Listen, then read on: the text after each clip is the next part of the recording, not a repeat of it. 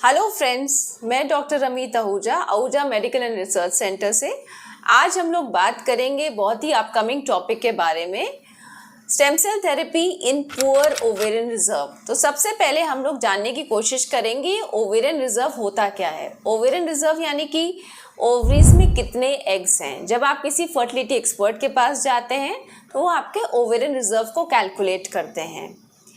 तो ovarian reserve के बारे में सबसे पहले ये इम्पॉर्टेंट बात आपको जाननी चाहिए कि जैसे जैसे उम्र बढ़ती है ये ओवेरियन रिजर्व कम हो जाता है। जब एक लड़की जन्म लेती है तो उसके पास 20 लाख अंडे होते हैं। जब वो टीनेज में एंटर करती है यानी कि 13-14 साल की उम्र में उसके पास बचते हैं 4 लाख अंडे, और 30 साल की उम्र में ये अंडे बच जाते हैं केवल 1 लाख, और 35 साल की उम्र में 50,000, और 40 के बाद केवल 5,000 से 10,000। ना केवल अंडे की क्वांटिटी कम होती है बल्कि क्वालिटी भी कम होती जाती है। तो इसको हम लोग कहते हैं ओवेरियन रिजर्व।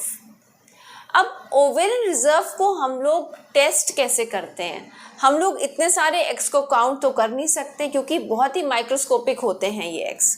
तो इसको टेस्ट करने के लिए होता है AMH यानी एंटी मुलेरियन हार्मोन, जो कि ओवरी के फॉलिकुलर ग्रैन्युलोसा सेल से सिक्रीट होता है। तो AMH भी जैसे जैसे उम्र बढ़ती है वैसे वैसे AMH की वैल्यू भी कम होती है, लेकिन रिप्रोडक्टिव एज ग्रुप में इसकी वैल्यू क्या होती है 1.5 to 4 नैनोग्राम्स पर ml। इसकी एक और रेंज होती है जो कि होती है 1 to 1.5, जिसको हम लोग लो नॉर्मल रेंज कहते हैं।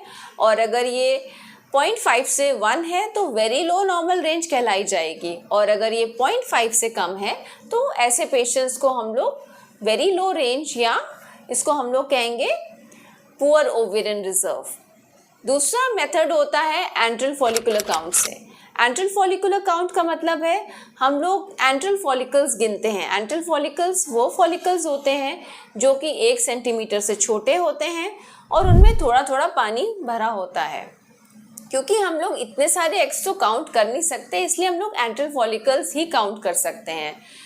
इसके लिए हम लोग पेशेंट को डे 2 या डे 3 ऑफ पीरियड्स पे बुलाते हैं और उनका TVS करते हैं, जिसको हम लोग बेस लाइन स्कैन कहते हैं। एंट्रल फॉलिकल्स में जैसे जैसे उम्र बढ़ती है एंट्रल फॉलिकल्स कम हो जाते हैं। मिनिमम एक ओवरी में 5 एंट्रल फॉलिकल्स होना ज़रूरी है। अगर ये कम है तो फिर इसको हम लोग कहेंगे पेशेंट का ओवेरियन रिजर्व क्या है, पुअर। तीसरा तरीका है FSH की वैल्यू।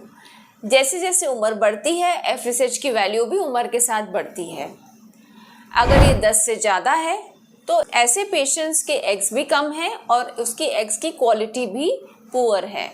एक और टर्म हम लोग यूज़ करेंगे जिसको हम लोग कहते हैं प्रीमेच्योर ओवेरियन इनसफिशिएंसी, जो कि आजकल बहुत कॉमन है। इसमें क्या होता है कि 40 साल की उम्र से पहले ही ओवेरियन रिजर्व पेशेंट्स का कम हो जाता है, AMH की वैल्यू कम हो जाती है, AFC की वैल्यू यानी एंट्रल फॉलिकल काउंट कम हो जाता है, और FSH की वैल्यू बढ़ जाती है और पेशेंट कंसीव नहीं कर पाती हैं और कुछ पीरियड्स भी इरेगुलर हो जाते हैं। तो ऐसे पेशेंट्स के लिए एक टेक्निक है, अगर वो अपने एग्स से बेबी प्रोड्यूस करना चाहते हैं, वो है स्टेम सेल थेरेपी। सबसे पहले ये जानेंगे स्टेम सेल होता क्या है। स्टेम सेल वो सेल है जिस सेल को हम लोग किसी भी ऑर्गन के अंदर डालेंगे तो उस सेल का, उस ऑर्गन के सेल का रूप ले लेगा और मल्टीप्लाई करना शुरू हो जाएगा। जैसा कि आप लोगों ने देखा होगा कि लिजर्ड यानी छिपकली की जो टेल होती है अगर वो कट जाए तो दोबारा से वहाँ पे टेल उगाती है, क्योंकि वहाँ पे प्रेजेंट होते हैं स्टेम सेल्स। तो हम लोग कैसे इस थेरेपी को यूज़ करते हैं, इसके लिए सबसे पहले हमारे जो हेमेटोलॉजिस्ट हैं वो पेशेंट की उस हड्डी से जहाँ पर पैंट बांधी जाती है, जिसको हम लोग एंटीरियर सुपीरियर इलियक स्पाइन कहते हैं, वहाँ से बोन मैरो एक एस्पिरेट करते हैं और लैब में उससे सेंट्रीफ्यूज करके उससे तैयार होता है मेसेनकाइमल स्टेम सेल्स, और ये हमको प्रिपरेशन दी जाती है और हम लोग लैप्रोस्कोपी यानी दूरबीन द्वारा दोनों ओवरीज में ये स्टेम सेल्स इंजेक्ट करते हैं। ये स्टेम सेल्स ना केवल नए सेल्स यानी नए एग्स बनाते हैं, बल्कि कुछ ऐसा इन्फ्लेमेटरी प्रोसेस जिससे कि एग्स समय से पहले डिप्लीट हो गए यानी ख़त्म हो गए उनको भी स्टॉप करता है।